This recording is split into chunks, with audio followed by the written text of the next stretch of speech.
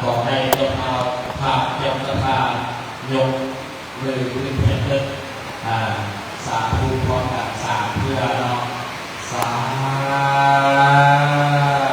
ธุสาธุ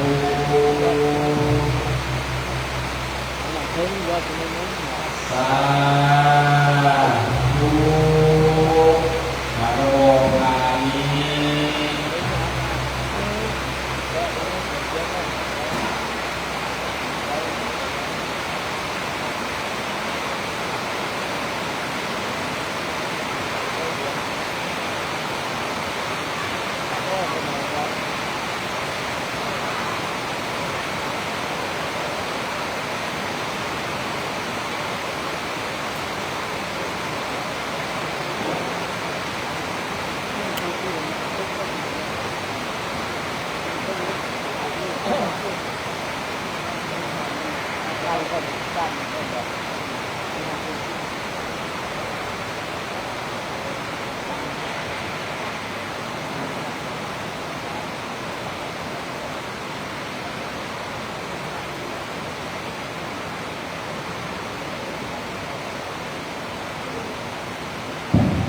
ขอเสด็จพันขอเป็นวันประหยัดที่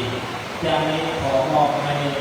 ทางอาจารย์ศิวัยเข้าสู่พิธีทางศาสนาขอเชิญ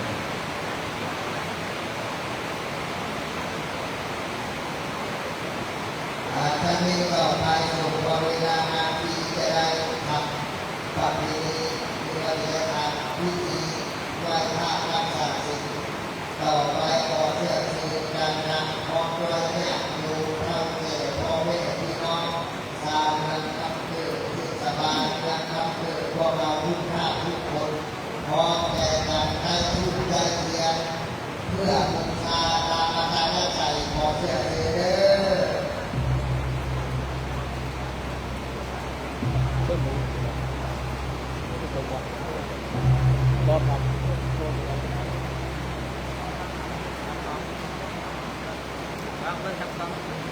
เอาหลังจากใจทุกใจเทียนเรียบร้อยแล้วพร้อมแต่การตั้งอกตั้งใจเพื่อเอาเรียนไหนขอทุกท่านทุกคนพร้อมแต่การกราบลงสาเพื่อเด้อกราบลงสาธุสาธุสา อันนี้ก็อนุโมทนาบุญนำเจ้าภาพเจ้าศรัทธาเนาะวันนี้เนาะโอ้มากันหลากหลายหน้าหลายตาอีหลีเนาะมากันมัดเมืองขับเคลื่อนเนาะจนบ่มีบ่อนสถานที่อยู่แล้วทุกคนเนาะวันนี้ก็อนุโมทนาบุญนำเทพไตรเทวาเนาะฝนตกห้วยลงมาเนาะรับฝนห้วยน้ำมนต์บรรยากาศก็ดีแห้งเนาะบรรยากาศดีแห้งมีแต่ผู้ใจบุญใจศรัทธาเนาะที่มาเนี่ยมันไม่มีแต่นางฟ้านะขาวเพื่อทุกคนเป็นภาพอันน่าอัศจรรย์เนาะเป็นภาพแห่งบุญกุศลเนาะฮะขาวเพื่อเนาะทุกคนเนาะขาวอันบริสุทธิ์เนาะได้มา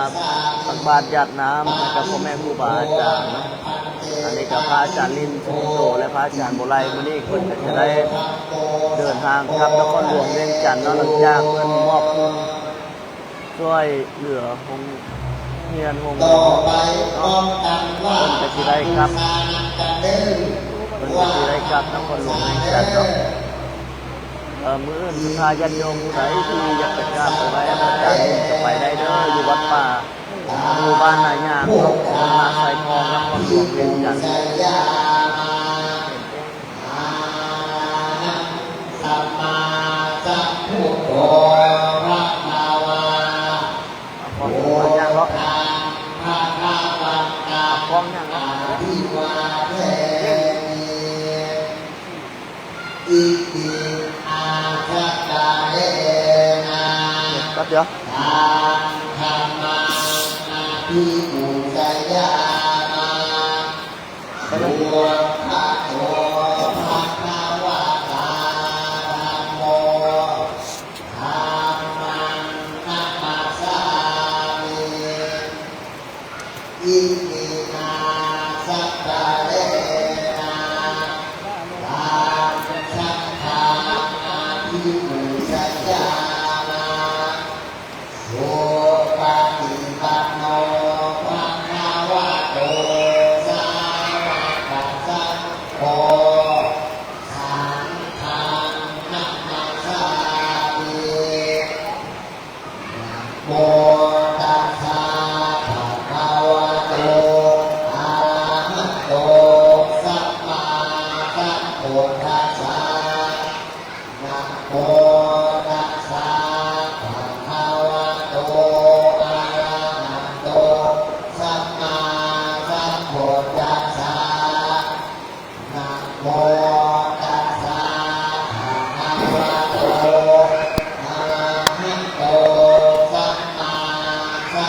ทัสสะ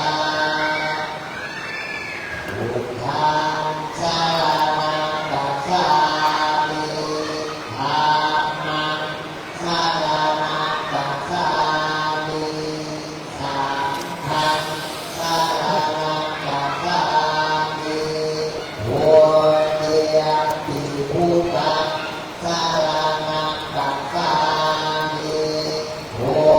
ติยัมปิธัมมังสรณังคัจฉามิโหติยัมปิสังฆังสรณังคัจฉามิตาติยัมปิพุทธังสามิตาติยัมปิธัมมังสรณังคัจฉามิตาติยัมปิสังฆังสรณังคัจฉามิปัสสาวะทานิทังเตติทิยังสัพพังสัพพะทาทาเทสุปฏิทิตังสามิลาปัฏฐาตุมยังขอเทพุทธานุปัสสัพพะสัพพะกายะสาวัตตะสาวานัสสาปิวะวะตาเมเตตาภะเตสัยนะเตอัฏฐาเตสาเตธรรมะเตกาปิสาวาทาปัสสาวะทานิทังเตสัพพังอัปปาวะทังธัมมะทังเตธัมเตมัญญาภาตังปุญญาสัพพิยาอนุโมทิตาภังสัพพิตาตะกังปุญญาไมหังภารัตถังสาธุสาธุสาธุอนุโมทามิ สัพเพกาเมตามุเกสิหิสิทาสัพเพกัสสานิเทวิมาเตเตวะทิเนสัพพะเมตาวิวันนะภาเทเทวะตุมิทีนิโกมายัจจตุเทวาสารนังวิสาเยยะธาปัฏฐตานาคาติสัตตาสันติเตยังภูมิกวัจจะนังสาโกเวสุนันตุธัมมังสัพวะนังกาโลอายัมพุทธัตตาสุนันตุธัมมังสัพวะนังกาโลอายัมพุทธัตตาสุนันตุธัมมังสัพวะนังกาโลอายัมพุทธัตตาเอกัสสะโกกัสสะภูภาโภอุราคัสเส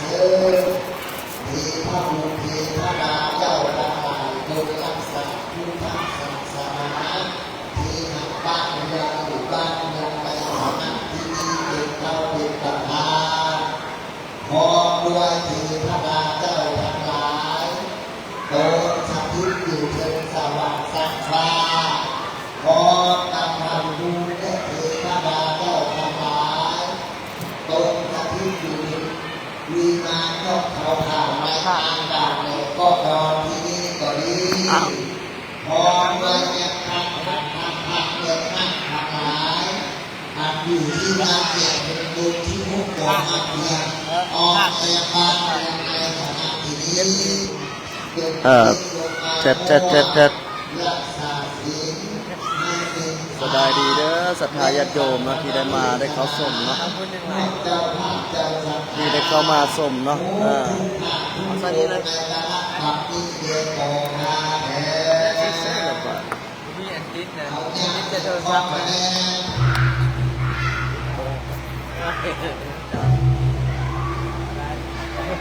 อยู่กันอยู่กัน โอตัสสะภะคะวะโต เอาฟ้องเจ้าเอาไปอันนี้เอามาอันนี้เป็นทิศไส้ไม่ ที่เซไม่อาจารย์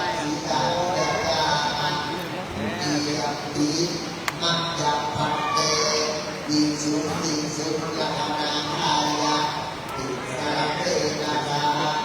ปัจจ ทิศไส้ไม่เด้อ อาติยติ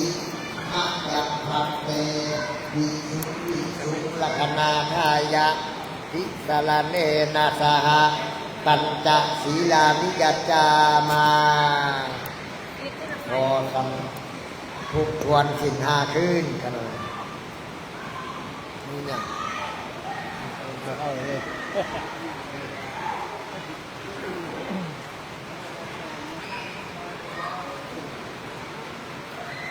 ฮัลโหลต่อไปตั้งใจสมาทานสินหานะโมตัสสะภะคะวะโตอะระหะโตสัมมาสัมพุทธัสสะนะโมตัสสะภะคะวะโตอะระหะโตสัมมาสัมพุทธัสสะนะโมตัสสะภะคะวะโตอะระหะโตสัมมาสัมพุทธัสสะ นะโมตัสสะภะคะวะโตอะระหะโตสัมมาสัมพุทธัสสะนะโมตัสสะภะคะวะโตอะระหะโตสัมมาสัมพุทธัสสะนะโมตัสสะภะคะวะโตอะระหะโตสัมมาสัมพุทธัสสะ พุทธังสรณังคัจฉามิ พุทธังสรณังคัจฉามิ ธัมมังสรณังคัจฉามิ ธัมมังสรณังคัจฉามิ สังฆังสรณังคัจฉามิ สังฆังสรณังคัจฉามิ ทุติยมปีพุทธังสรณังคัจฉามิ ทุติยมปิพุทธังสรณังคัจฉามิ ทุติยมปีธัมมังสรณังคัจฉามิ ทุติยมปิธัมมังสรณังคัจฉามิ ทุติยมปีสังฆังสรณังคัจฉามิ ทุติยมปิสังฆังสรณังคัจฉามิ ตติยมปีพุทธังสรณังคัจฉามิ ตติยมปิพุทธังสรณังคัจฉามิ ตติยมปีธัมมังสรณังคัจฉามิ ตติยมปิธัมมังสรณังคัจฉามิ ตติยมปีสังฆังสรณังคัจฉามิ ตติยมปิสังฆังสรณังคัจฉามิ ติสรณาคมนังนิธิตัง โอกาสามะพันเต ปานาติปตาเวรมณีสิกขาปะทังสมาธิยามิ ปานาติปตะเวรมณีสิกขาปะทังสัมมาทิฏฐามิ อาทินาธนาเวรมณีสิกขาปะทังสมาธิยามิ อะทินนาคนาเวรมณีสิกขาปะทังสัมมาทิฏฐามิ กามเมสุมิสาจาราเวรมณีสิกขาปะทังสมาธิยามิ กาเมสุมิสกระเวรมณีสิกขาปะทังสัมมาทิฏฐามิ มุสาวาทาเวรมณีสิกขาปะทังสมาธิยามิ มุสาวาทาเวรมณีสิกขาปะทังสัมมาทิฏฐามิ สุลาเมลยมัสสะปมาทัฏฐานาเวรมณีสิกขาปะทังสมาธิยามิ สุลาเมรัญญมัสสะปมาทัฏฐานาเวรมณีสิกขาปะทังสัมมาทิฏฐามิ อิมานิปัญจสิกขาปทานิสิเลนะสุขติงยันติสิเลนะโภคสัมปทา โอน กัสสามะพันเต สิเลนะนิพุติงยันติตัสสมาสิลังบิโสทาเย อิมานิปัญจสิกขาปะทังสัมมาทิฏฐามิทุติยมปีตาติยมปีอิมานิปัญจสิกขาปะทังสัมมาทิฏฐามิเอาก็ไฟไล่แล้วเป็นไงว่าเอาเป็นพวกเลยคนใกล้อย่างเป็นพวกเลยว่าเลย สันนี้ต่อไปขอแจ้งให้ทุกท่านทุกคนพร้อมใจยกเครื่องใส่บาตรถวายเครื่องใส่บาตรถวายกองผ้าป่าไปพร้อมถวายไสยทานทุกสิ่งอย่างไปพร้อมๆกันดังนั้นขอแจ้งให้ทุกท่านทุกคนผู้เฒ่าผู้แก่พ่อแม่อาปาดูพร้อมไว้การนำทุกท่านทุกคนพร้อมกันตั้งอกตั้งใจถวายเครื่องสังฆทานทุกอย่างเด้อพร้อมใจกันเว้าตามเด้อนะโมตัสสะภะคะวะโตอะระหะโตสัมมาสัมพุทธัสสะนะโมตัสสะภะคะวะโตอะระหะโตสัมมาสัมพุทธัสสะ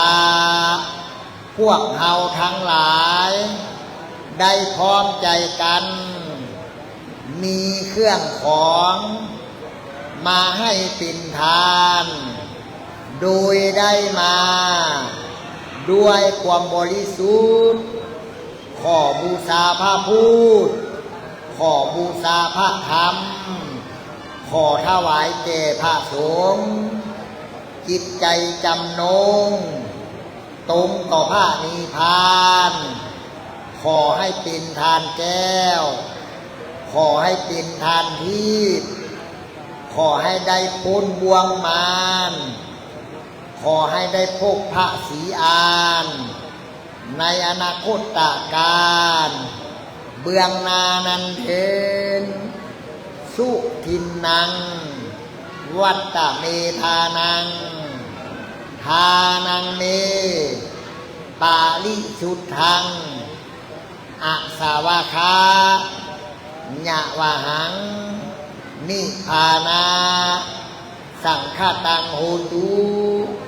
สาธุสาธุอิมานิ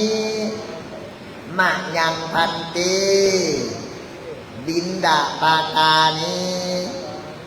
พัตตานิปังสะปูละปัญจังคะภูสนะภาสนังปัตตะจีวลังพิมภูพิมพัง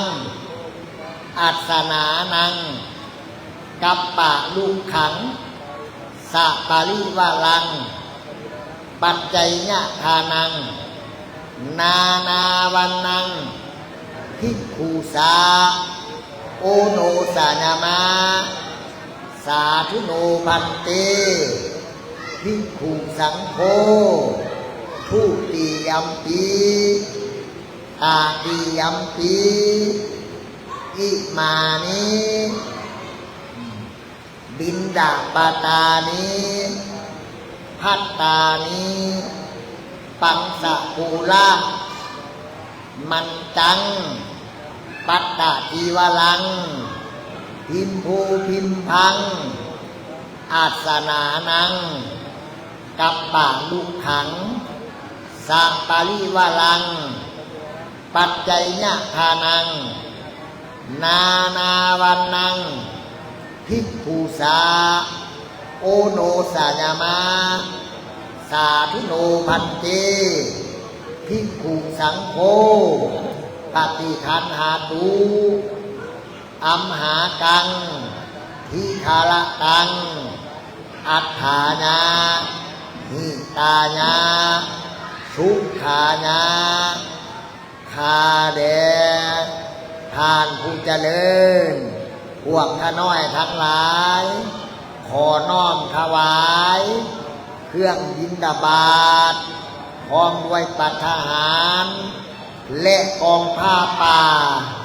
สามัคคีให้แก่พระภิกษุสงฆ์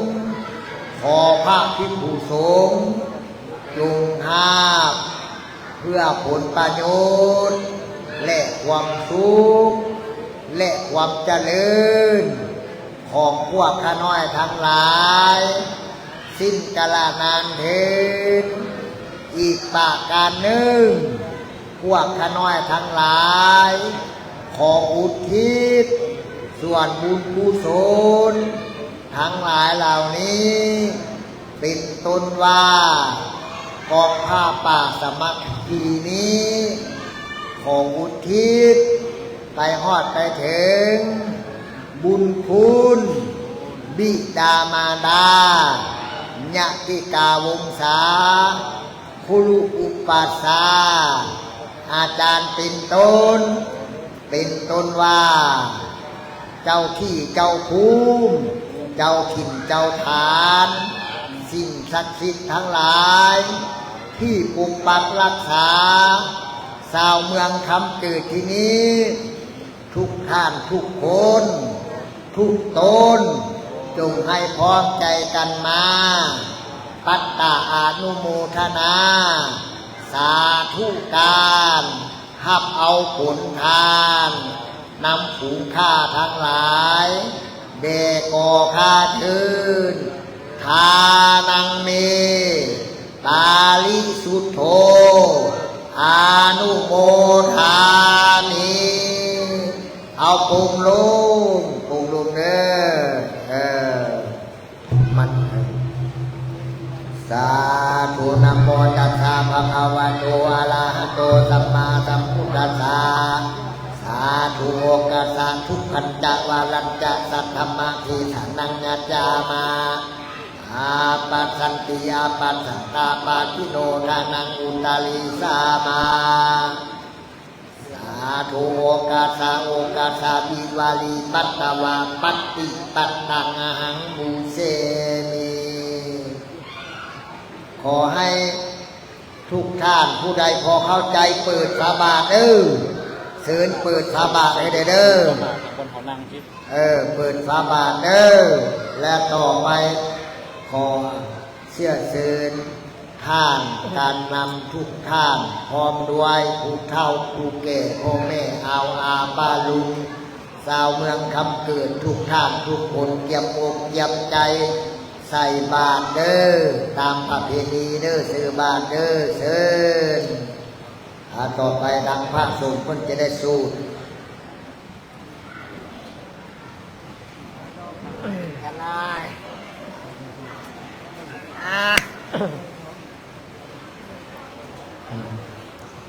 สัมปทาเทศกาลสัมปทาเทนะโมตัสสะภะคะวะโตอะระหะโตสัมมาสัมพุทธัสสะนะโมตัสสะภะคะวะโตอะระหะโตสัมมาสัมพุทธัสสะนะโมตัสสะภะคะวะโตอะระหะโตสัมมาสัมพุทธัสสะอิติปิโสภะคะวะอะระหังสัมมาสัมพุทโธวิสัชนะสัมปันโนโลกวิทูอนุตตโลปุริสาธัมมาสารัตถิสัทธาวมนุสานังพุทโธภะคะวะติสวากขาโตมตาธรรมโมสันติติโกอาคาลิโกเอหิปัสสิโกโอปัญญิโกปัญจตังเวทิตังพมินโยหิติสุปฏิปันโนภะคะวะโตสาวกสังโฆโอสุปฏิปันโนภะคะวะโตสาวกสังโฆญาญาปฏิปันโนภะคะวะโตสาวกสังโฆสามีจิปฏิปันโนภะคะวะโตสาวกสังโฆญาทิทังจัตตานิปุริสายุคานิอัตถาปุริสาบุคลาเอสัมภะคะวะโตสาวกสัง งกรหูนายโยปังหูนายโยทังขินายโยอันสาลิกาลานิโยอนุตตรังปุญญังเขตังโลกัสสติปะหุงสังสามาปินิมิตัสสะบุตทันตังคาลิเมฆาลังอุทิตะโคนเสนามาลังทานากิธรรมาวิธินาสิตวามุนินโตตันเตสัสสะภวตุเตสัญญมังคาลานิมานาติเลกัมปิโยสิตาสัมภลันติงโคลัมปนาลวกามะคมยาคังกันติสุทันตังวิธินาสิตวามุนินโตตันเตสัสสะภวตุเตมังคลานินาลาคิเลงคัสสวะลังกติอันตภูตังปัญญาขิจากรรมสนิวาสุทานุนันตังเมตตัมพุเสกาวิธินาสิตวามุนินโตตันเตสัสสะภวตุเตสัญญมังคลานิโมเกตังคามติยาตาสุทานุนันตังทาวันติโยสนะปะทังปุริมาลวันตังอิติปิสังขตมโนสิตวามุนินโตตันเตภวตุเตสัญญมังคลานิตวานกันธมุทุลังอิวะคปินิยาจินจาญาทุทวจนังยมันเสสันเตนะโสมาวิธินาสิตวามุนินโตตันเตสัสสะภวตุเตสัญญมังคลานิราจังวิหายามติสัจจกวาทะเก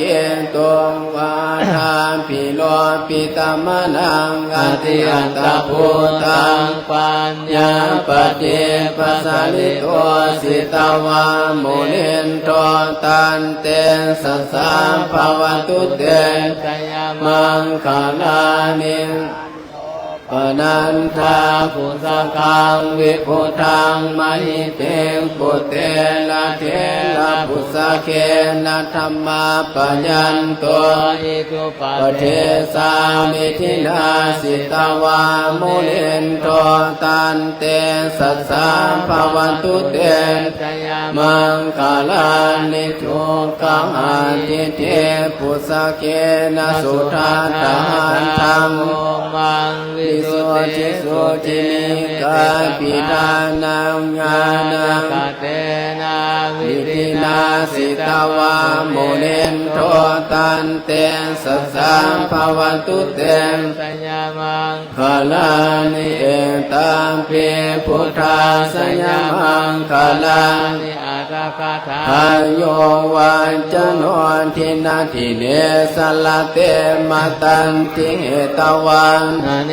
กามิวิธานิจุปันตวานิโมขังสงขังอธิกามายานันโล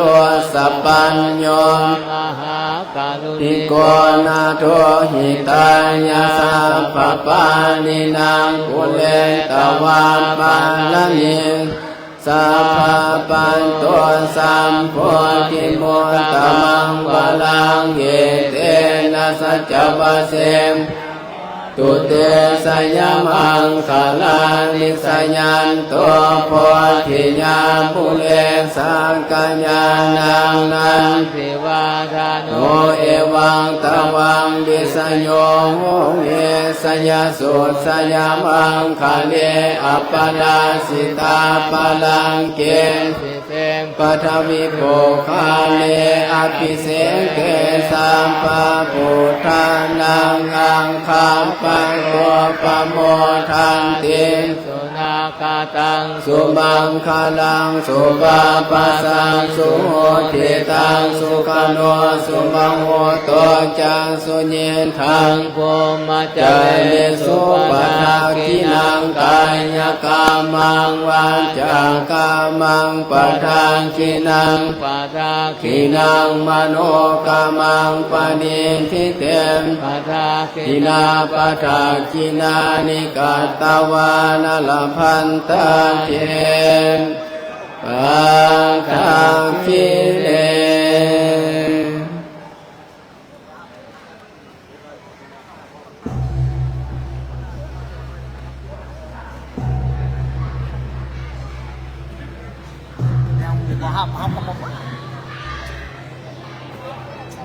อารมณ์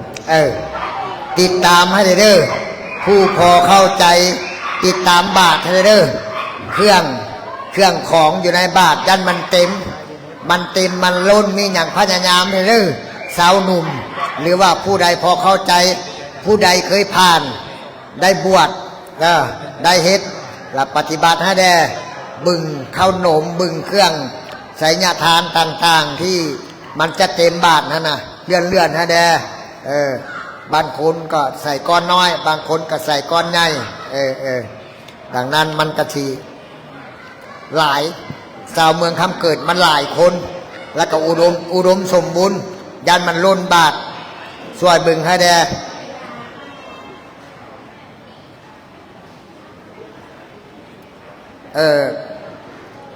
ต่อไปจะได้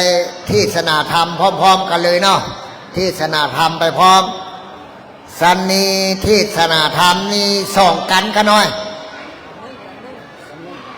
กันนึ่งบอกขน้อยกันนึ่งนี่แหละแม่นท้องที่แม่นอันสาวเมืองคำเกิดนี่เขามักเอาฝนหาแก้วนะขน้อยตกลงมาแล้วว่าดีใจฝนตกก็ดีใจละสันนี้เทศนากันนึ่งตามอาจารย์ลีนว่านะเอาทิพมลฝนหาแก้วซะเนาะเอาทิพมลฝนหาแก้วกันนึ่งตามอาจารย์ลีนว่าเด้อสันนี้เกียมเด้อฝนหาแก้วเด้อกินลัทนาเทศนาธรรมกันนึ่งฝนหาแก้วเด้อ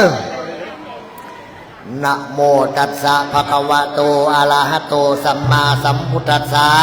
อะทิกัลลญาณังมัตสีกัลลญาณังปาลิโยสนะกัลลญาณังสัทธังสัพพัญญัญสนะเกวละปาลิปุนังปาลิสุทังพมมาจาริญาปากาสีธโนโอกาสาอารัตนังกะโลมาเทศนาธรรมกันหนึ่งขน่อย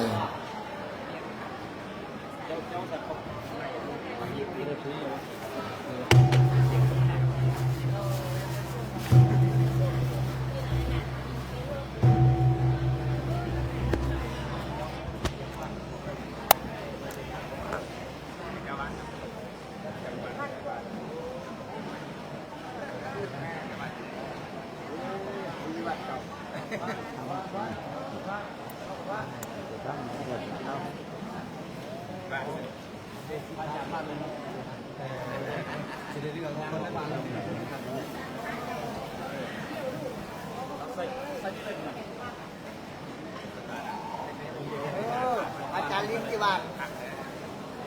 อาจารย์ไรบ้านเนาะอาจารย์ไร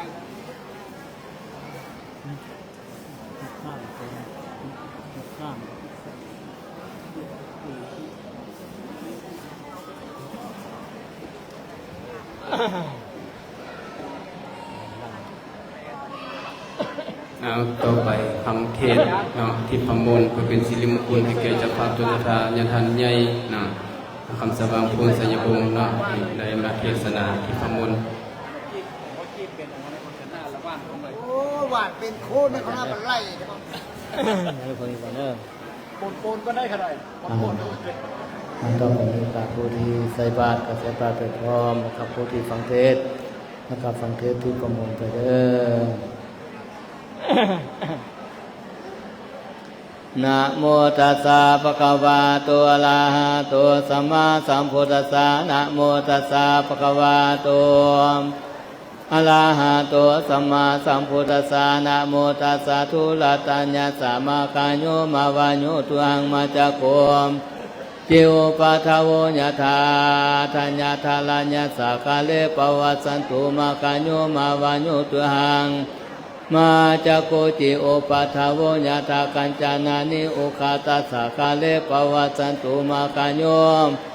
มาวายุตุหังมาจักโกจิโอปะทาวญาธากัญจานาคิริสังกาโสสติลัสสะกาเล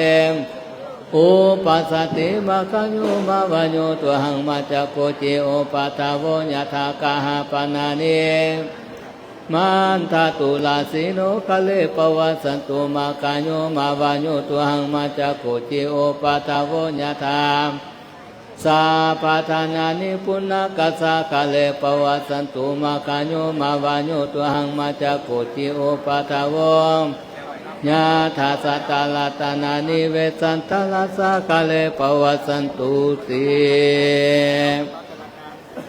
โพสาทาวดุลาสัพพุลิสาทั้งหลายโกจิโอปาตาวอันว่าความกังวลอนตายอันใดอันหนึ่งก็ดีก็อย่าได้บังเกิดมีแก่ทานเถิ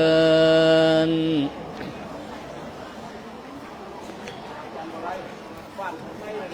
โกจิปาลิโภโคอันว่าเขาของเครื่องบริโภคอันใดอันหนึ่งก็ดีมาคาโยมาวาโยมก็อย่าได้เสียงได้มืดไปแก่ทานเถินทัญญาอันว่าท่องแถวเขาเปลือกเขาสารทั้งหลายก็จงตุกลงมาคาเลในเจ้าตัญญาเศรษฐีได้มีตัวประการสันใดอันว่าของแถวเขาเปลือกเขาสารทั้งหลายก็จงตุกลงมาคาเลในเจ้าแห่งทานก็มีด้วยประการสนันเทินกะลาวคือว่าความเสี่ยงเมื่อไปแห่งวัตถุเขาของเครื่องบริโภคกันใดก็ดี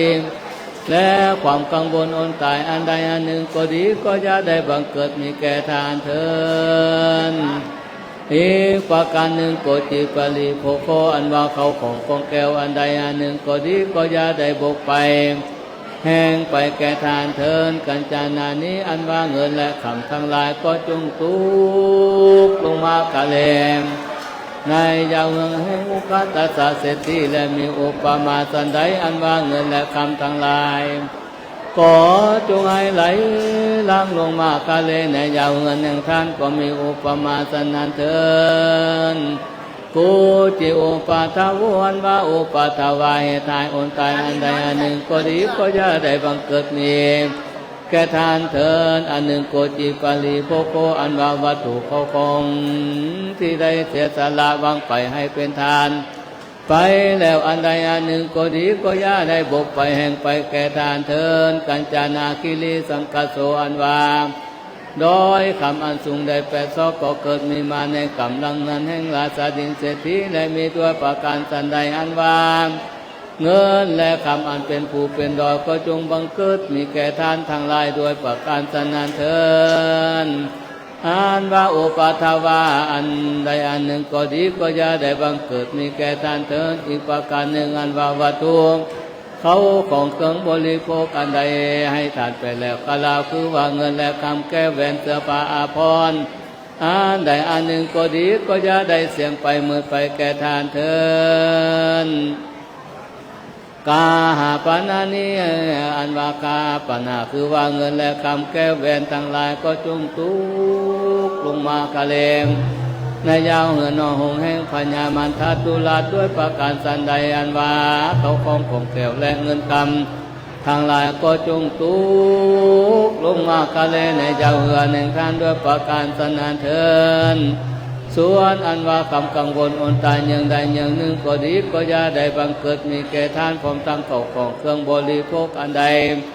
อันหนึ่งก็ดีก็อย่าได้เสี่ยงไปมืดไปแก่ทานเถิดสาภาธนานิอันว่าทรัพย์สมบัติเขาของทั้งมวลอันตุกลงมากะเลในยาวเหือนแห่งปุณากาเศรษฐีและมีด้วยประการสันใดอันว่าทรัพย์สมบัติเขาของทั้งหลายเหล่านั้น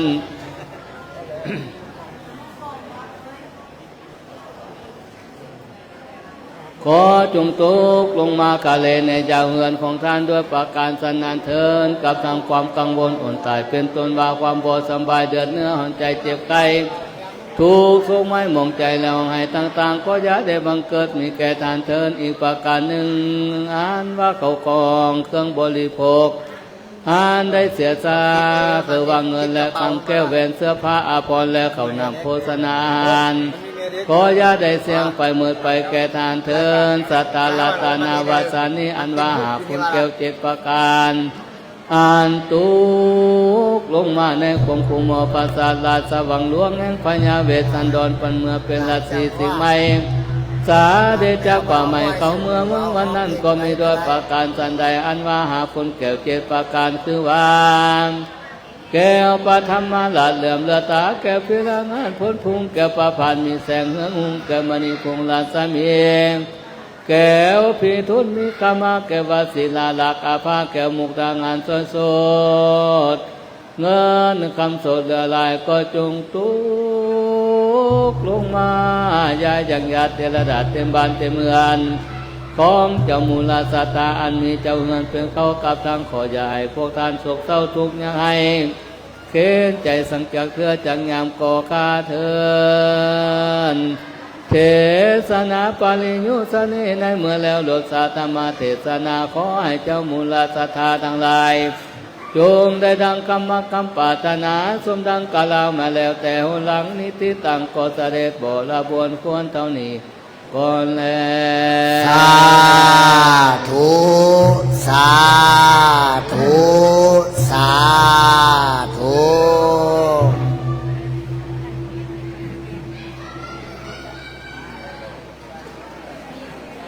เทศนาฝุ่นหักแก้วหรือว่าที่ประมูลอวยพรที่ว่าสำเร็จต่อไปอาจารย์ลิ้นเผยแผ่ต่อขน้อย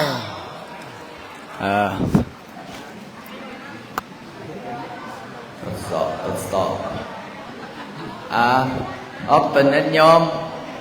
ผู้ใส่บาตรกับใส่บาตรผู้ฟังเทศกับฟังเทศผู้ลมกันในจักลมไม่ยังแต่ก็มีความสุขเนาะไม่ออกเนาะมาเฮ็ดบุญเนาะอย่างคือพระอาจารย์ว่าจุดประสงค์ที่พระอาจารย์มาครั้งนี้เพื่อที่จะมาทอดพระป่าช่วยหงเฮียนแล้วก็ช่วยหงหมอช่วยหงหมอแล้วก็ช่วยหงเฮียนกับอันเดียวกันนั่นแหละเนาะออกตนญาติโยมอย่างที่พระอาจารย์ว่าตอนนี้เรามีต้นทุนอยู่แล้ว45 ล้านยังขาดอีก55 ล้านถึงจะได้100 ล้านไม่ออกว่าฮอดบ่มื้อนี้ฮอดบ่ถ้าฮอดนี่จกคนละ1,000 กีบน้ำกันเด้อเนาะท่านเบิ่งพระอาจารย์ไปต่อกันขออนุญาตต่อยอดนี่ได้บ่ไม่ออกถ้าเจ้าว่าได้แล้วเจ้าอนุญาตอะไรขออนุญาตครูบาอาจารย์เด้อขนาดก้อนสิต่อยอดนะเดี๋ยวพระอาจารย์สิพาสวดคาถาเงินล้าน3จบก้อนผู้ใส่บาตรกับท่าท่องได้กับท่องเด้อพระอาจารย์จะใช้เวลาประมาณ10 นาทีหรือ15 นาทีก็จะปิดยอดกสิปิดยอดเพราะว่าอย่างครูบาอาจารย์เพิ่นเดี๋ยวเพิ่นสั่นมือเดียวได้เนาะบ่คือพออ้อมไม่อ้อมนี้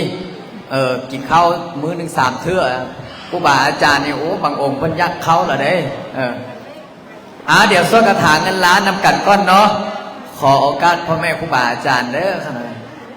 ตั้งจิตอธิษฐานดีๆเด้อผู้ใดดวงตกดวงซวยผู้ใดหาเงินติดขัดผู้ใดอยากได้หน้าที่ตำแหน่งการเงินการงานให้อธิษฐานดีๆถ้าสวดบ่ได้ก็อธิษฐานในใจว่าสาธุขอให้ข้าพเจ้าหนีเฮงขอให้ข้าพเจ้าหนีปังให้ข้าพเจ้านี่มีโชคมีลาภมีสุขภาพแข็งแรงให้หายเจ็บหายจนให้มีเงินเหลือกินเหลือใช้ให้เหลือไว้สร้างบุญบารมีให้ได้เป็นเศรษฐีใจบุญให้เป็นนายทุนใจดีตั้งใจสวดน้ำกันเด้อนะโมตัสสะภะคะวะโตอะระหะโตสัมมาสัมพุทธัสสะนะโมตัสสะภะคะวะโตอะระหะโตสัมมาสัมพุทธัสสะ นะโมตัสสะภะคะวะโตอะระหะโตสัมมาสัมพุทธัสสะสัมปติสามินาสังสิโมภมมาจามะเทวะสัพเพยะคาปะรายันติภมมาจามะเทวะอภิลาภะภวันตุเมมะปุญโยมหาราโภภวันตุเมมิเทวะโออาติพุทธมะอุนะโมพุรายาวิรันตโยวิลโคนายังวิลาอิงสาวิรันตสีวิลันตสาวิราอิทิโยปุณตัสสะมานิมามาปุรัสสะสวะโหมสัมปติชามิเพ่งเพ่งปาปาเลือเลือสัมปติสามินาสังสิโมภมมาจามะเทวาสเปยะคะปรายันติภมมาจามะเทวาอภิราภาภวันตุเมมะปุญโยมหาราโภภวันตุเมมิเทวะโออันติพุทธมะอุนะโมพุทธายะหิรันตโยวิรโคนายังวิรายิงสาหิรัตสีวิลันตสาวิราอิทิโยบุรัสสะมานิมามาบุรัสสะสัมปติชามิเพ่งเพ่งบาบาเลือเลือสัมปติสามินาสังสิโมภมมาจามะภาษาเพยะคาปรายันติภมมาจามะเทวาอภิลาภาภวันตุเมมะปุญโยมหาราโภภวันตุเมมิเทวะโออาติพุทธมะอุนะโมพุรายะหิรันตโยวิรโคนายังวิรานิงสาหิรันตสีวิรันตสาวิราอิทิโยปุรันสามานิมามาปุรัสสะสวะโหนสัมปติชามิเพ่งเพ่งปาภาเลือเลือข้าพเจ้าขอตั้งจิตอธิษฐานตั้งอธิษฐา บู น ชา บูชา พระพุทธเจ้า พระพุทธเจ้า ธรรมพระสงฆ์ พระสงฆ์ บิดามารดา บิดามาร ครู ดา บาอาจารย์ ครูบาอา จ จาง บั ร น ย์ ดลบันดาล จงมาดลบั มาน ดา ปกปั ล กรักษา มาปกปัก ให้ รักษา ข้าพเจ้า ข้าพเจ้า ให้มีโชคมีลาภ ให้มีโชค ให้ มี โช ลา ค ภ ดีร่ำรวย ให้โชคมี ตลอด รว ไป ย ด้วยเถิด ต่อไปด้วยเถิด สาธุ สาธุ อธิษฐานให้ละเด้อสั้นๆแต่ขอให้ปังมีแม่ออกหลายคนบอกว่าอาจารย์เอ้ยขน้อยยังภาวนาช่วยพระอาจารย์อยู่ว่าขอให้ต่อยอดให้ได้ถึง100 ล้านกสิได้จากออกตนยันโยมผู้ละ5ผู้ละ10ผู้ละ100ผู้ละ1,000เนี่ยออกตนยันโยมผู้ใดยักต่อยอดเป็นคนแรกผู้ใดน้อสิเป็นลูกชายคนลูกชายแรกกับลูกชายกกกับลูกสาวกกไม่มีบอกขอพานเลยเด้อขอขันเนี่ยพ่อเอาขันนะเจ้ามายืมเนี่ยพ่ออ้องนี้เป็นลูกชายกกด้วยนี่ซื้อยังไงเนี่ยอนุโมทนาบุญเด้อต่อยอด100,000 กีบสาธุให้แสนหั่งแสนมีแสนล่ำแสนรวยสาธุสาธุนี่สาธุสาธุโอ้ไหมข้อหัวค่อยครับจักไปนิมนต์อาจารย์เกตมาแต่อปสศูนย์กลางเพิ่นนิมนต์อาจารย์เกตพอออกซื้อยังไงพอกันแก้วอีก200,000พอออกคำตันอภิมหาเศรษฐีเมืองคำเกิดได้นี่ต่อยอดอีก500,000 กีบสาธุเมื่อวานนี่ก็ต่อแล้วมื้อนี้ก็ต่ออีกสาธุเอา1สาธุต่อยอดเฮ็ดบุญอธิษฐานจิตเด้ออันนี้พอน้ำก้อนธันวามือก้อนก็ช่วยพระอาจารย์สร้างทางมือก้อนนะก็ไปต่อยอดช่วยพระอาจารย์สร้างวัดมือนี้ยังมาช่วยห้องหมออีก1 ล้านกีบสาธุให้คำให้คุณให้ร่ำให้รวยเด้อสาธุสาธุไม่ออกคำ200,000คำหนองปองอันนี้อีกไม่ออกพอซื้อยังไงพอแก้วบุตรท่านอีก100,000 พอกันโท200,000กีบสาธุให้คำให้คุณให้ร่ำให้รวยเด้อสาธุไม่ออกนี่ซื้อจากไหนมีเวลาจำกัด10 นาทีเท่านั้นเด้อไม่ออกเด้อไม่ออกซื้อไม่ออกแก้วอีก200,000หมดแล้วไม่ออกซื้อจากไหนไม่ออกกำลาไม่ออกเสาไม่ออกตุ้ยแล้วก็ไม่ออกเสาคนละ100,000คนละ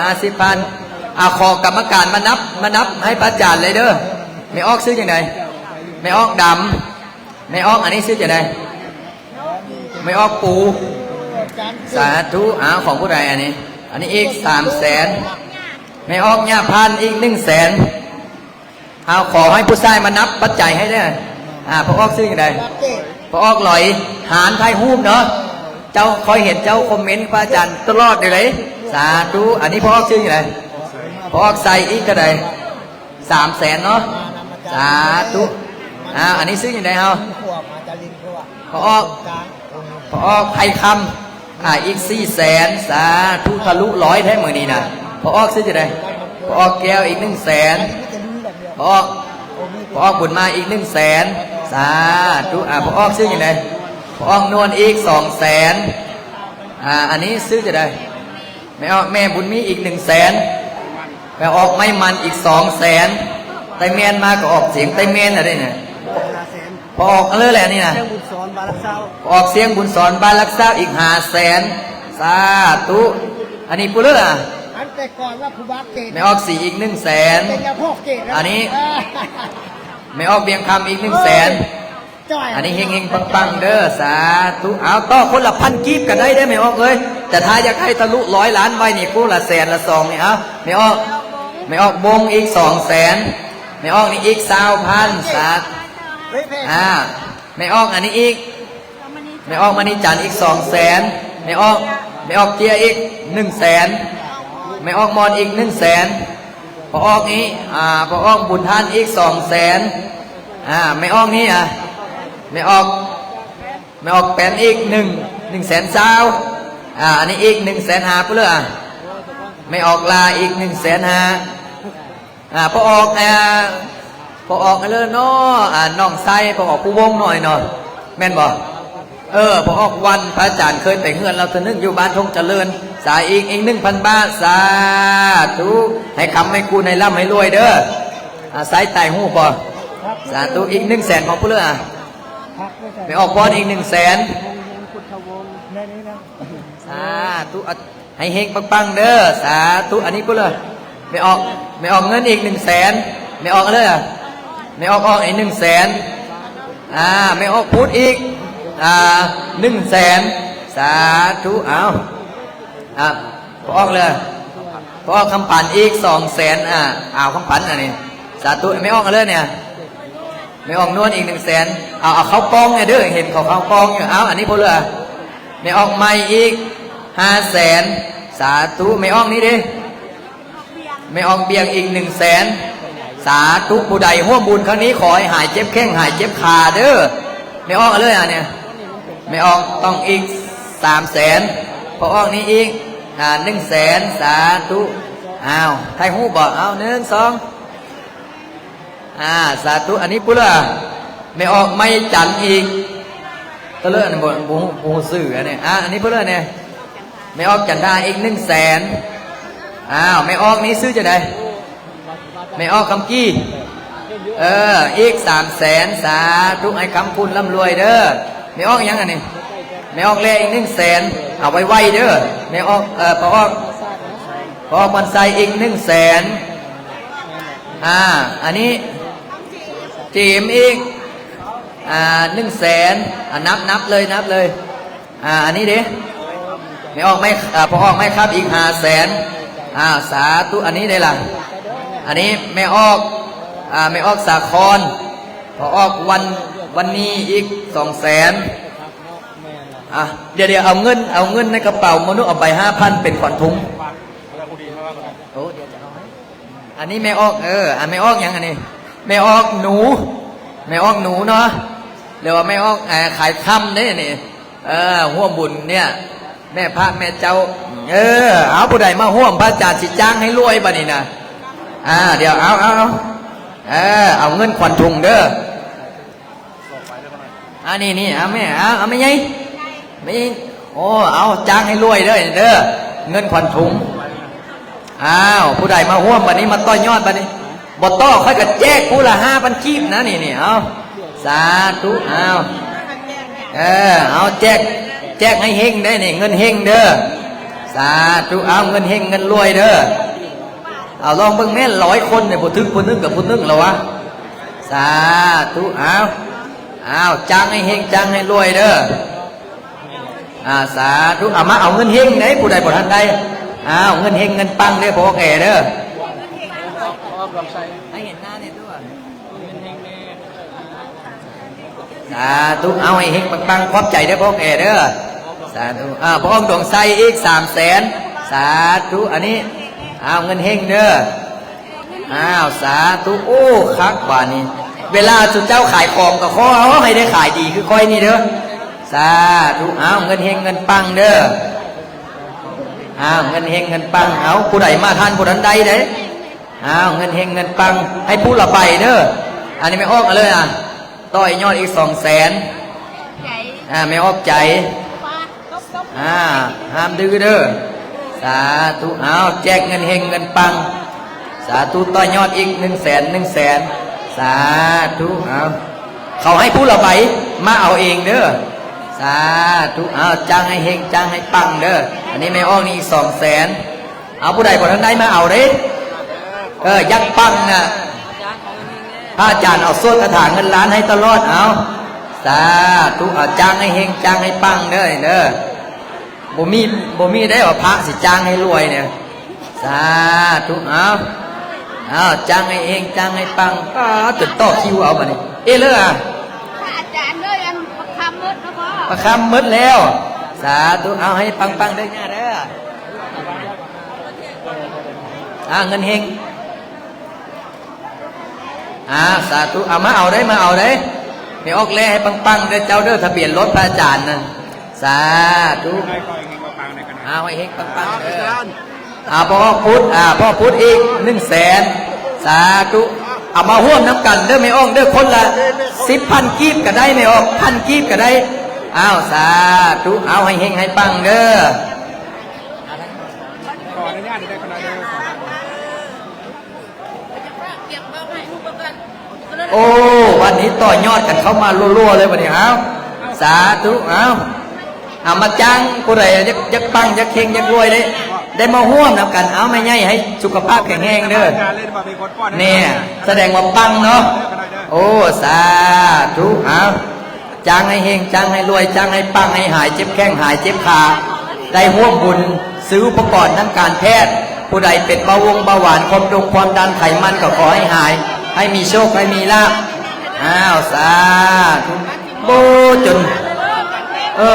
ผู้ทานแล้วทานอีกจังใดก็ยากเก็บเงินเหลือเสื้อน้ำมันไว้เนี่ยเด้อเหลือค่าจ้างรถเมื่อได้ไหมอย่าทานหลายเลยเลยสา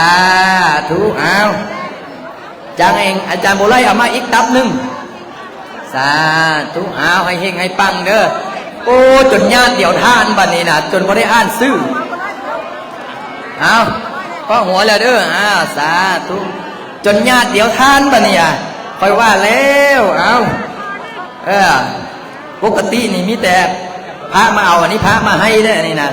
สาธุอันนี้พระอาจารย์มาให้โดยเฉพาะตั้งใจมาช่วยเมืองคำเกิดโอกาสหน้ากับชิงนั่งยังสิได้มาเรื่อยๆล่ะถ้าไม่ออกมาสนับสนุนแบบนี้ฝ่ายผู้แขนบูมีเด้อสาธุให้เฮงให้รวยให้ปังเด้อเอาเลี้ยงคิวกันมาทำบุญแท้นี่สาธุขอให้ทุกเจ้าไปค้าไปขายก็ขอให้ลูกค้าหลายๆคือคนเอาเงินมาทานพระอาจารย์เนี่ยสาธุตอนนี้ทะลุ50 ล้านแล้วตอนนี้นะสาธุให้เฮงให้ปังเด้อ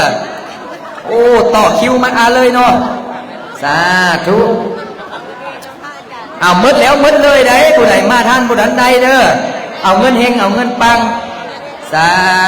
ธุโอ้ไม่ออกบ่เคยเห็นพระลิ้นกับมาเนาะไม่เนาะสาธุให้เฮงให้ปังโอ้ครับสลองเงินเฮงสลองเงินปังเด้อ โอ้สาธุเอาจนได้ญาติทำบุญฟ้าเอ้ยเอาสาธุเอาอยากได้อะไรอ่ะของดีกับเงินนี่แหละอันเงินนี่ก็อันดีที่สุดนะเอาสาธุนับสาธุเอาละเอาได้เดี๋ยวบทท่านเขาได้สาธุนี่คนต่อคิวเขามาหลายไปนี่นะสาธุจ้างให้เฮงจ้างให้ปังเอาเงินเฮงมาเอาเด้อสาธุเอาไปต่อให้เป็น50 ล้านเด้อสุดเจ้าเด้อ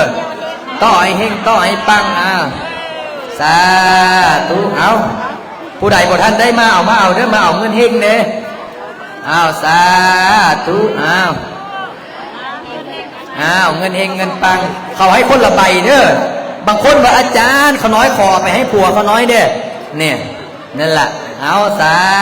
ธุนี่เว้าแล้วขอให้ผัวอันนี้พ่อมงเขาบ่สาธุพี่น้องพ่อมงเขาก็มาเฮ็ดบุญเฮ็ดทานเด้สาธุจ้างให้เฮงจ้างให้ปังอุปโมทนาสาธุต่อยอดอันนี้จ้างให้รวยได้นี่นะ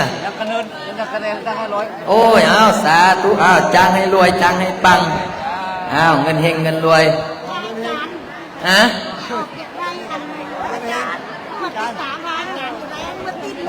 อยากได้อันติดรถว่าเอ้ยเดี๋ยวจะหาให้ม้อยเนอะสาธุจ้างให้จ้างให้รวยจ้างให้ปังเด้อเอาเงินเฮงสาธุเนี่ยขอให้ปวกเขาให้ผู้ละใบเด้อสาธุเอาให้ผู้ละใบมันจะคบกันแจ้งเงินเฮงแจ้งเงินปังเอาไปใส่ถุงไว้เด้อให้ต่อมาสุดเจ้าว่าเฮงบ่รวยกับเบิ้งคนมาถวายพระอาจารย์นี่แหละเนี่ยอันใดก็ย่าถ้ามันดีมัดสาธุดร.มณีวรเอาสาธุเนี่ยเอาของเงินเฮงสาเดี๋ยวมีพิเศษอีกไอเองไงปังเด้อสาธุโอ้เฮงแท้ปังแท้ปะนี่นะเอาไก่มดแล้วคอยก็ได้ไก่มดตัวแล้วสาธุพอออกไม่ออกก็ห่วมน้ำกันโบมือนี้สิคือสิได้ห่วมน้ำกันมดทุกคนละเนาะสาธุถ้าบดจุกเงินเฮงก็คือสิบออกมาเลยสาธุมดแล้วบ่น่ะเอาเงินเฮงเงินปังมาเด้อเวลายังอีกประมาณ3 นาทีสาธุเอาเงินเฮงค่อยใกล้มดแล้วบัดนี้นะผู้ใดกับญาติถ้ามีเงิน1,000 กีบหลายๆมาสาธุมาให้พระอาจารย์แจกให้โยมได้สาธุให้เฮงให้ปังเด้อสาธุเงินเฮงเด้อเนี่ยเงินเฮงเงินปังอันนี้นะสา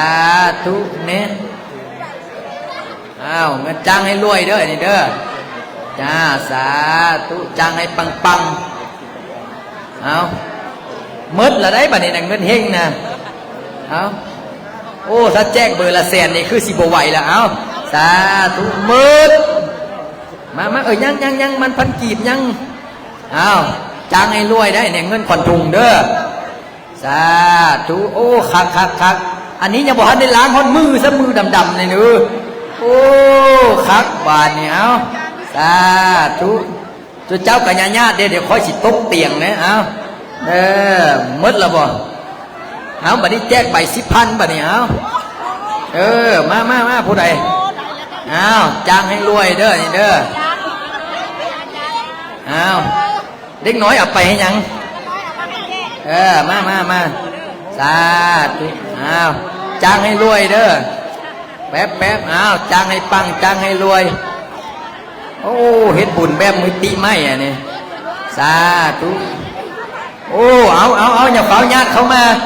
เฮ็ดบุญก็จะได้ญาติกันเฮ็ดป้าตุสาธุ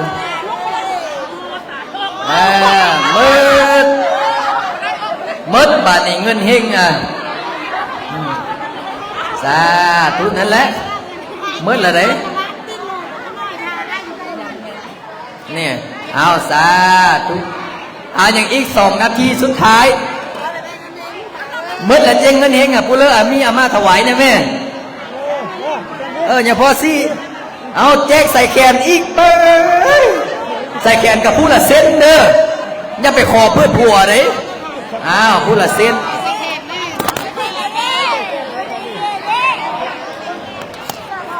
แป๊บ2 โมงเอาสาธุผู้ละเส้นเด้อน้อยองค์ปู่โมทนานำกันเด้อโอ้แม่นยังกันญาติกันเนาะของพระลินนี่ให้ชุดเจ้าไปขายเครื่องก็ขอให้คนมาซื้อหลายๆแบบนี้เด้อสาธุให้คนรักคนเมตตาอ้าวสาธุสาธุอ้าวแจกจ่ายกันเด้อแจกจ่ายกันใส่แขน1,000 เซนกับมึด100 เซนกับมึดสาธุมึดบาทนี่มาต่อยอดนำกันตอนนี้ได้เท่าไหร่ละเอากำลังใส่แขนมึดแล้วคนใส่บ้านมึดหรือยังต่อยอดอีก200,000สาธุมีเงินยังมีเงินเฮงอยู่อันนี้สาธุนี่เอาเงินเฮงนี่เนี่ยสาธุขอต่อยอดอีก20,000 เป็นกีบมามาสรุปก่อ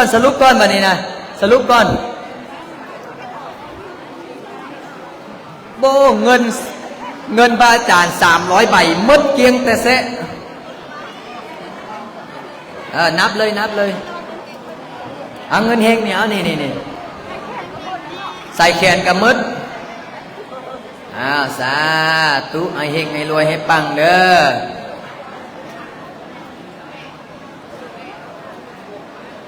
เอาเด็กน้อย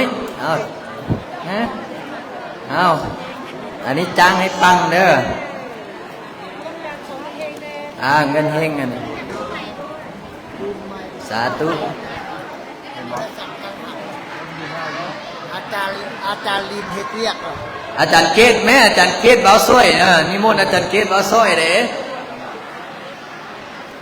เอาผู้เสบาทกะเกียมไวสมควรเวลานาทีใส่บาทเกียมเด้อเกียมจะคารวะแล้วเด้อผู้ใส่บาทเด้อญาทานเพิ่นจะได้สั่นจังหันได้แล้วก็อาจารย์ลินเพิ่นจะต่อยอด10 นาทีแล้ว10 นาทีพอดีเป๊ะโดยแล้วหลังจากสั่นจังหันแล้วจังต่อไปฮอด11 โมง5 โมงแรงเพิ่นจังเมือเวียงจันทร์สาธุถ้า5 โมงแรงนี่ต่อไปวัดอื่นต่อได้นี่เดี๋ยวมาเงินเฮงอีกเอาสาธุเนี่ยมดแล้วบัดนี้400-500 คนเลยเอาแจกมดแล้วเอาสรุปยอดบัดนี้กับสิคารวะเลยสาธุโดดนี่เอาไม่ออกเอาไปนับให้ด้วย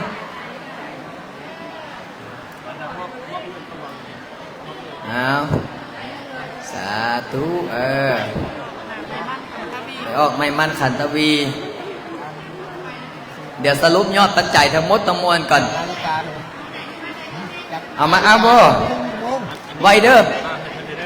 พอดีว่าครูบาอาจารย์เพื่อกับติดงานและข้ามีบุญบังไฟได้เนาะเงินเฮงเนี่ยเอาจริงบ่เห็นเขาพระอาจารย์จะนับถึง30 ปิดยอดสุดท้าย10 ปิดยอดสุดท้ายเลยเด้อผู้ใดสิมาปิดยอดสุดท้ายให้ผู้ใดมาปิดยอดสุดท้าย500,000ให้ลูกประคำด้วยเส้นนึงเหนียวมีเส้นเดียวซะเมื่อคืนนี้ก็แจกไป50 เส้นล่ะสาธุเอาเน่มาเสยเนี่ยเน่ว่าแล้วเอาสาธุให้มีโชคมีลาภเด้อ เหลือเงินใส่น้ำมันลดกับในใดอ้าวให้โชคให้ลาภให้ปังให้รวย ให้หมดทุกข์หมดโศกหมดโรคหมดภัยเพียงสาธุต่อยอดมา500,000อีกสาธุอ้าวปิดสุดท้ายก่อนรอบแรกหมดแล้วบัดนี้เอาเงินเฮงเนี่ย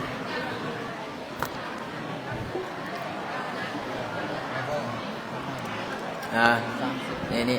อาคารวะ สาธุสาธุโอกาสาโอกาสาอัญญาปตังสาปาริวาลังอัฏฐโนอัฏฐนังปิงสาภิกุโนอุอิอัตกะโลมาปิดฟาบาท24,800,000ไม่ออก24 ล้านเคนกอง25 ล้าน25 ล้านบวก45เป็นเท่าใดบวกให้เลยเนาะพอออกบอกพร24 ล้านบวก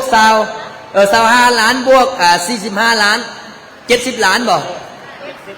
70 ล้าน ตอนนี้ได้70ละเกินคาดแล้วสาธุเครื่องเฮาสิเอาเครื่องอย่างเครื่องอบเล็กน้อยหรือเครื่องอย่าง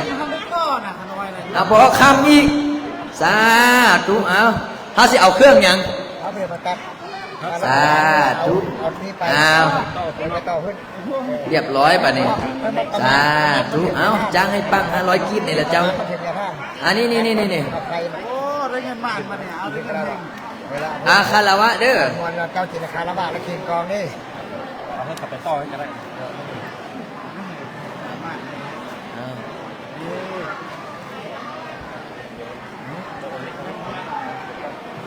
สรุปก็คือตอนนี้ได้75 ล้าน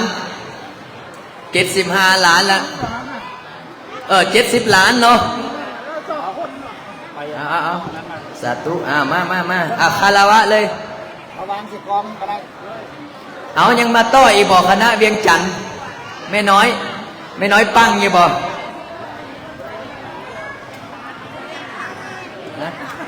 พี่เดือนจากประเทศไทยต่อยอดมาอีก500สาธุหมดแล้วเนาะถ้าฮับบาทเสร็จเรียบร้อยกับคารวะเอาเคน70 ล้านเคนบาทเด้อเอาเคนได้เอาเคนบาทเด้อเอาเคนบาทเคนบาทให้ญาท่านเด้อบาทญาท่านตัวใด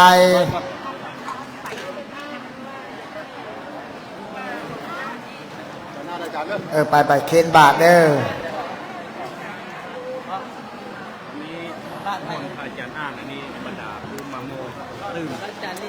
ขององค์ใดรายงาน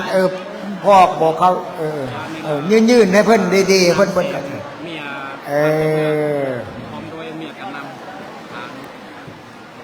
ขออนุญาตอ่านประกอบส่วนช่วยห้องหมอและองค์เฮียนสนเผาท่านพัดบ้านี่พัดมาใกล้ๆไม่ค่อยอ่านหนังสือเขียนบอกยักใดเลยชื่ออย่างไรพันโทดงไซเนาะพอออกพันโทดงไซไม่ออกมะไลสีนี่500,000กีบท่านซื่อนางจอนนี่สุวรรณสมบัติ500,000ท่านดร.อัมพรนางไม่จันพรมสาร500,000ท่านกลางนางภูไลวันท่านไม่มูลนางวังน้อยท่านดร.ธนูศักดิ์ท่านไข่มาใส่ยักษ์พักดีท่านคำหูนางออดนางบองแก้วแล้วก็ท่านคำไพนางไม่ปุ้ยต่อยอดรวมทั้งหมด4 ล้านแล้วก็ท่านดร.บุญทัศน์แล้วก็ท่านดร.บุญทัศน์นางจันเพลงอีก500,000รวมทั้งหมดเป็น5.5 ล้านแล้วก็เมียท่านเจ้าเมืองเนาะครอบครัวของเมียการนำโดยท่านนางเสงสยะทิจักห่วมต่อยอด1,400,000 กีบอันนี้อันนี้ยาวอยู่ดิอันนี้4-5-7-8 คนบ่น่ะห้องการสาธารณสุขเมืองคำเกิดนี่1 ล้านกีบห้องหมอเมืองคำเกิดนี่เป็นแบบอย่างนี่ช่วยห้องหมอแล้วห้องหมอก็ช่วยต่อยอดอีก1 ล้านกีบแล้วดร.พานิวรณ์1 ล้านกีบ นางจันทพรอีก50,000แล้วก็นางกองคำนางขันทองแล้วก็นางธรรมศาสตร์ท่านบุญจอมเท้าแหลมทองท่านสายคำนางป่านิธินางบุญนางป้าเยลี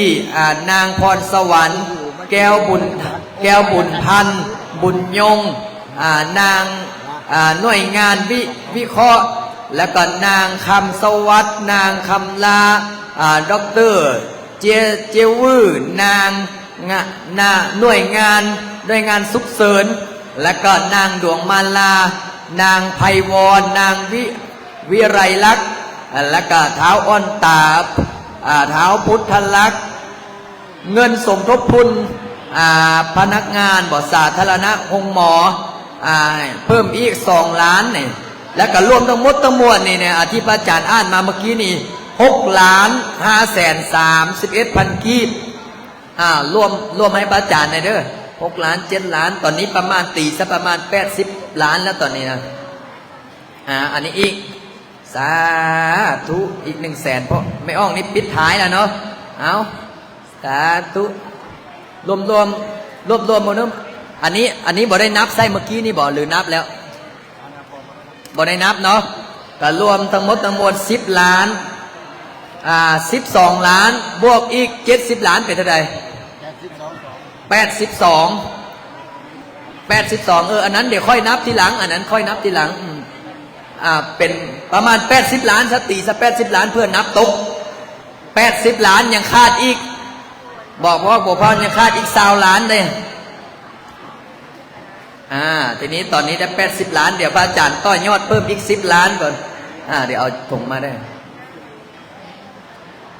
ด้ห่วมหงหมอสาธุพระอาจารย์ต่อยอดเพิ่มอีก10 ล้านเป็น90เจ้าสิต่อบ่เจ้าต่อเท่าไหร่เจ้าข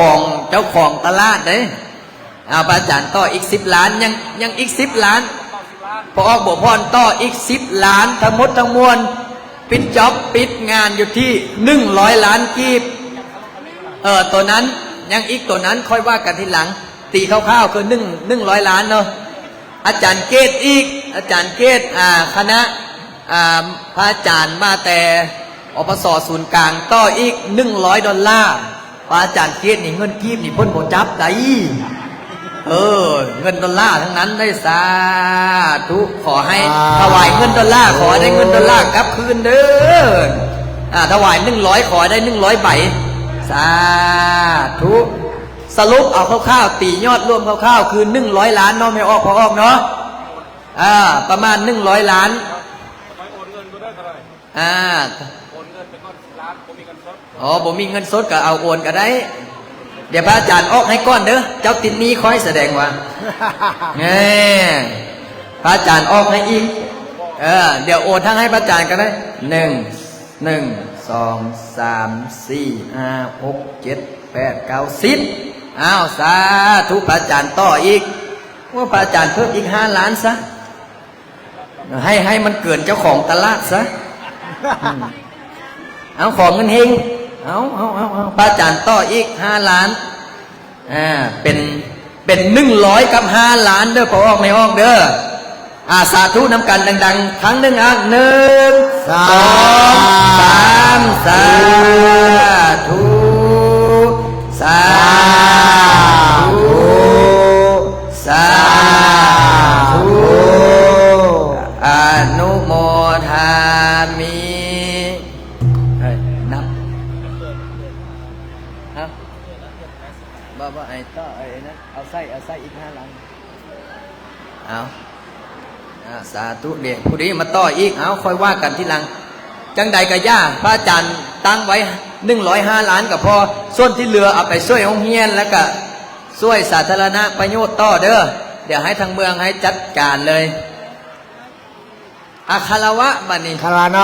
คารวะเสร็จเรียบร้อยก็สิได้มอบเป็นทางการโดยเอาโยกขันคารวะพร้อมด้วยขีนกองเด้อบัดนี้เด้อขีนกองคารวะเด้อพ่อแม่พี่น้องพอหมู่พร้อมใจกันเด้อบัดนี้เด้อคารวะ พระสงฆ์พระพุทธพระธรรมเนอ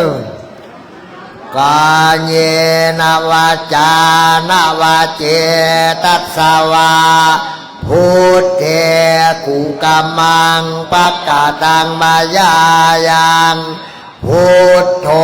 ปฏิคานหันตัวจะยันตังกาลันตาเลสังวาเลตุงวาพุทเทกาเยนวาจานวาเจตัสสวาธัมเมกุกัมมังปักกาตังมายายังธัมโมปฏิคานหันตัวจะยันตังกาลันตาเลสังวาเลตุงวาธัมเมกาเยนวาจานวาเจตัสสวาสังเคกุกัมมังปักกาตังมายายังสังโฆปฏิคานหันตัวจะยันตังกาลันตาเลสังวาเลตุงวาสังเคอะไรแล้วขีนกองเด้อขีนขันคารวะเด้อบัดนี้เด้อเสือเด้อจับกองเด้อจูมกองเด้อขันคารวะเด้อกันเทศบ่เอาใส่ฮาละเจ๋เลยอามนญาท่านทุกองค์ญาพ่อครูบาทุกองค์หับขันคามาทูตแด่ขน้อยสาธุกองพร้อมเด้อทีมกองเด้อสาธุสาธุ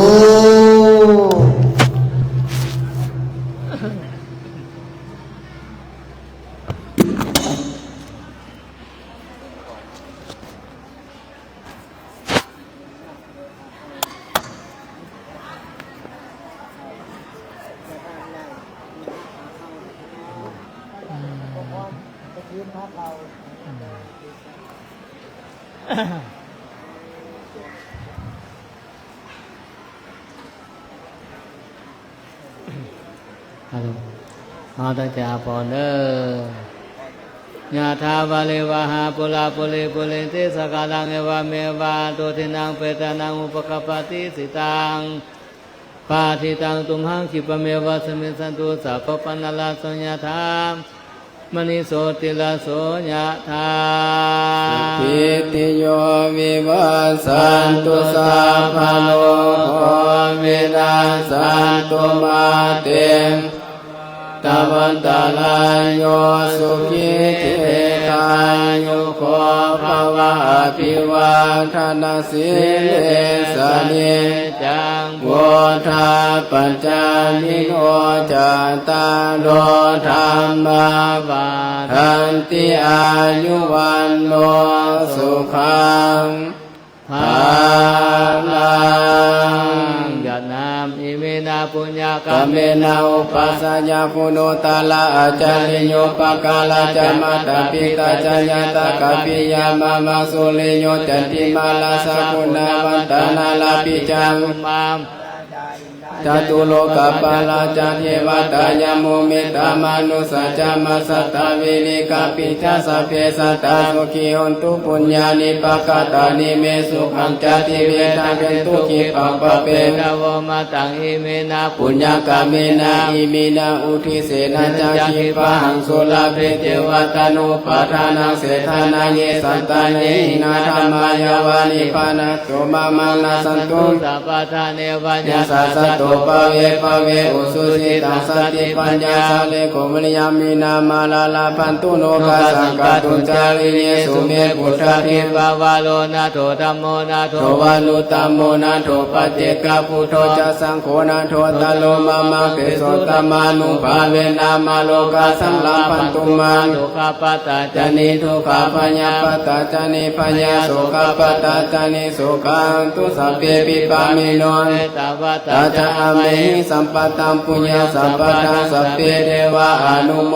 ทันตุ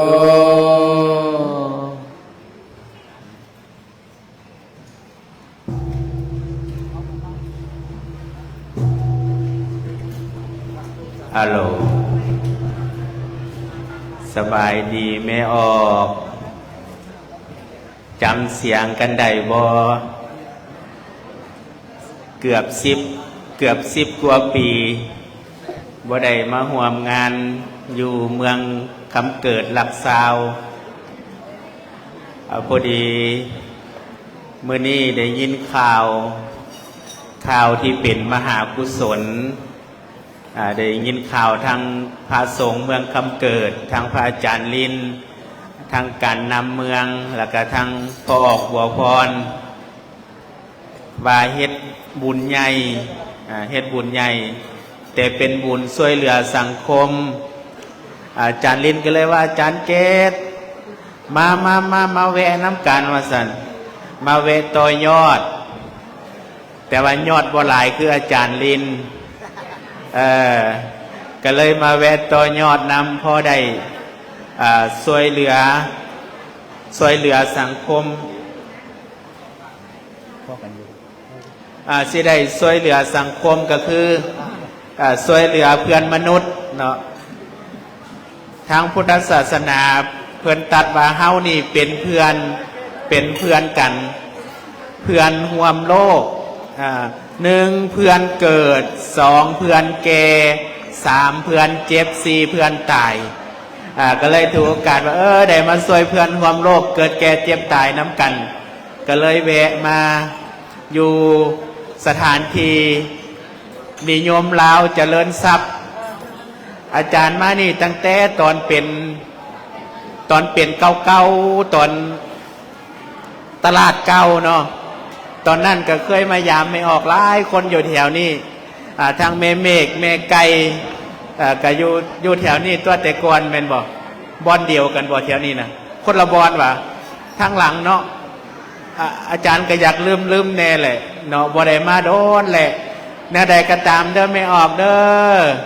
อนุโมทนาดีใจนำทั้งพ่อออกบัวพรดีใจนำทั้งพระอาจารย์เล่นดีใจนำครูบาอาจารย์ญาติโยมทุกคนได้เงินถึง100 กว่าล้านไปช่วยห้องหมอพระอาจารย์กับบ่มีหยังขอให้ไม่ออกพอออกทุกคนทุกทานมีแต่โศกแต่ใสซื้อได้ขายมานร่ำรวยเงินทองทุกคนทุกทานเด้อไม่ออกเด้อเอาสาธุ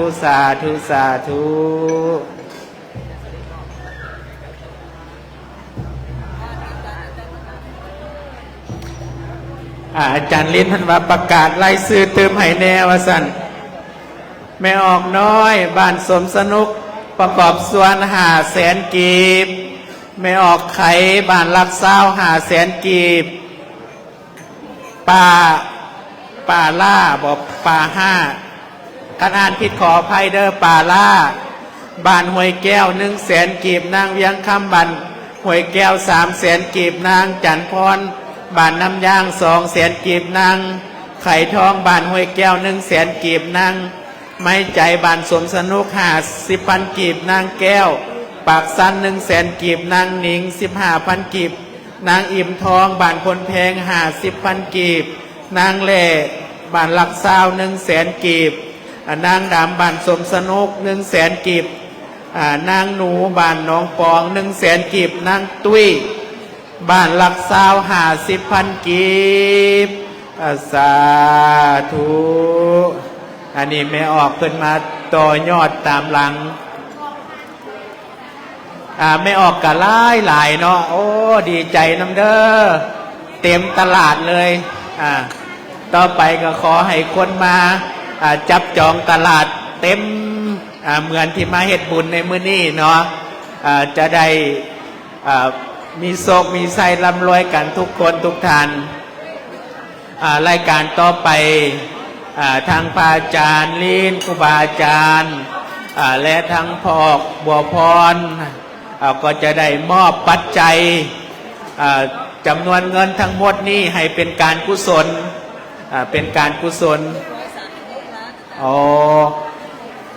แม่ออกตัวเลขออกมาแล้วเด้อยอดปัจจัยทั้งหมดได้อยู่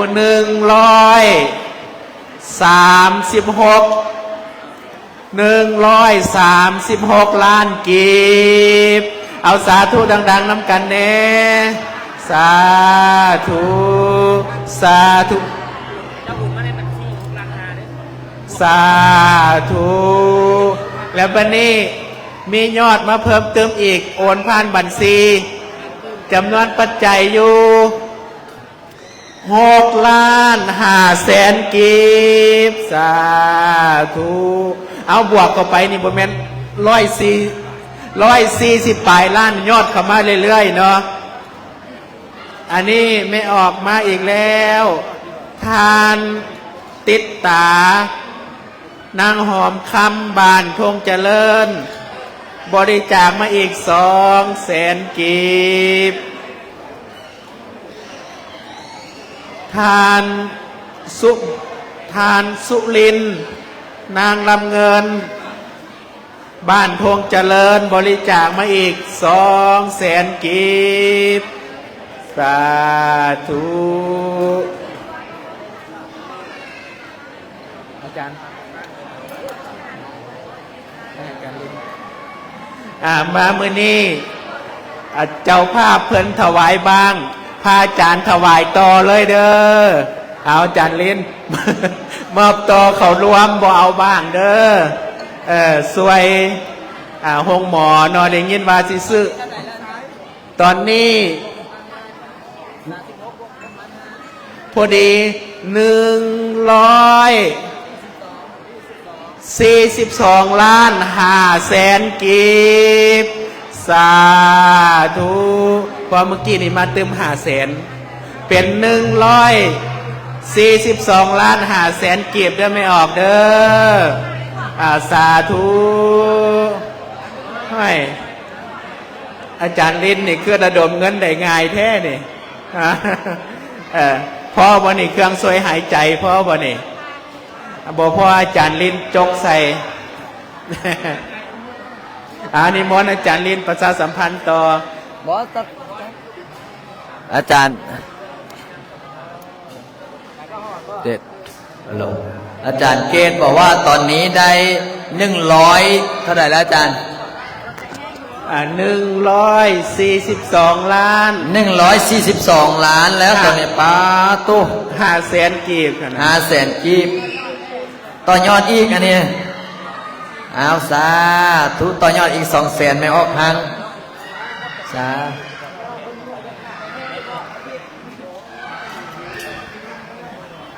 ใจเจ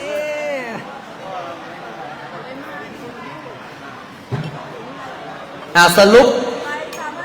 รุปปิดยอดเลยเด้อแม่ออกพองเด้อสรุปปิดยอดก็คือ142 ล้านบ่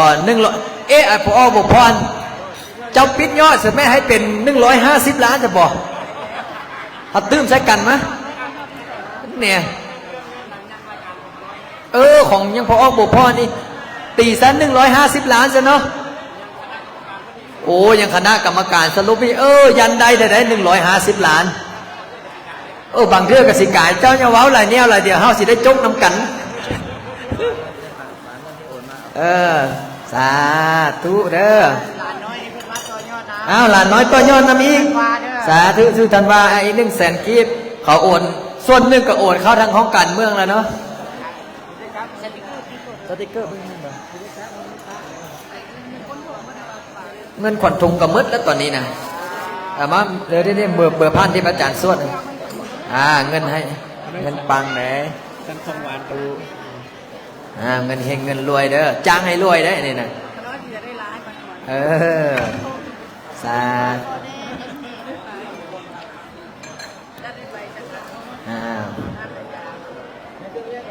มีความสุขแล้วพอออกไม่ออกได้ช่วยห้องหมอเมืองเฮา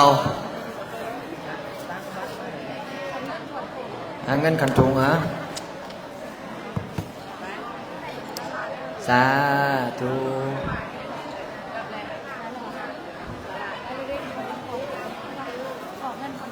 ขอบมกขอบใจโยมพ่อโยมแม่โยมพี่คณะสายบุญเด้อหากว่าได้ไปเวียงผู้ใดได้ไปเวียงจะไปเยี่ยมไปยามพระอาจารย์ก็ไปได้เด้อ เหลืออยากไปยามพระอาจารย์เกตพระอาจารย์กับพระอาจารย์ขอยุติดกันพระอาจารย์เกตกับพระอาจารย์นะไม่ออกนี่ต่อยอดอีก100,000สาธุเนี่ยอยากเป็นลูกลานะ คณะกรรมการท่านสรุปให้ของขน้อยแหละมีหนทางกับในกองทุนกับเงินต่อยอด10 ล้านกับเงิน34 ล้าน5 แสน 34 ล้านแล้วก็ได้ร่วมเงินอื่นนี่เป็นประประดาแล้วเกี่ยวมดอยู่ประมาณ50ประมาณสาวเทียบโบได้ไล่ตัวอื่นโบได้ไล่อย่างพิมพ์บัตรพิมพ์เบอร์โบได้ไล่เคทีเลิกเงินเซ็กต้นเซ็กกันต่างๆโบได้ไล่คณะกรรมการเพื่อสุขภาพอันนี้พงทานพอออกโบพรพร้อมโดยครอบครัวพร้อมกับต่อยอดพร้อมกับกองไงรวมๆนี่นะเฉพาะอันนี้นะ43 ล้านที่พอออกโบพรเป็นเจ้าภาพแล้วก็พงทานพ่อคำไพแม่ไม่ปุ้ยนี่1 ล้านกีบพงทานกุ้มอะไรอย่างกุ้มเพื่อนคำเกิด4 ล้าน9 แสน50,000คงทานสาธาหงหมอนี่7 ล้าน9 แสน95,000กีบคงทานพงเฮียนสุนเผา1 ล้าน8 แสนกีบนี่โอ้งานนี้ก็สรุปเกือบทะลุ200ไปเลยพงทานห้องว่าการนี่4 ล้านอันนี้ผู้ใดต่อยอดอีกแม่เท้าโบกแก้ววิไลวงอีกเท่าไรนี่ต่อยอดอีก5 แสนสาธุให้คำให้คูณให้ร่ำให้รวยเด้อไม่ออกไม่เขียนอีกต่อยอดเป็นลูกลายอีกกูเลยยังมาต่ออีกเด้อสาธุไม่ออกไม่เขียนเอาอันนี้เอาใบพันกีบนี่เพื่อมืออื่นมือจะปัง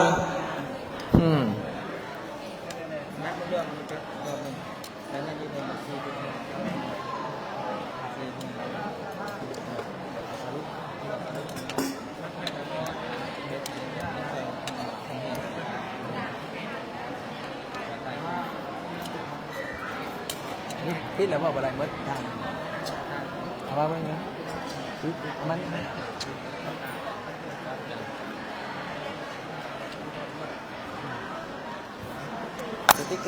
ขอเจริญพรเด้อออกตนนิยมยอดปัจจุปัจจัยทั้งหมดทั้งมวลประมาณ150 ล้านกีบเนาะที่ได้ช่วยหงหมอเนาะขอเจริญพรเด้อออกตนยันโยมพ่อโยมแม่โยมพี่คณะสายบุญสายญาติธรรมคณะสายบุญสายญาติธรรมพระอาจารย์ขอแจ้งยอดเนาะทั้งหมดทั้งมวลยอดปัจจัยที่ได้จากคณะสายบุญสายญาติธรรมผู้ที่มีจิตศรัทธาช่วยหงหมอและก็ช่วยหงเฮียนในครั้งนี้ก็คือ150 ล้านกีบเด้ออนุโมทนาบุญกับโยมพ่อโยมแม่โยมพี่คณะสายบุญสายญาติธรรมเนาะนี่ก็มีทางเมืองทางข้าราชการและก็ออกตนนิยมพ่อแม่ครูบาอาจารย์เนาะได้มาร่วมเป็นสักขีพยานซื้ออุปกรณ์และก็ช่วยองค์เฮียนในครั้งนี้ขอให้โยมพ่อโยมแม่โชคดีร่ำรวยเด้อสาธุโยมแม่วาสนานำเนาะโยมแม่วาสนาอนุโมทนาบุญเด้อพระอาจารย์ขออนุญาตปิดไลฟ์แค่นี้กันเด้อ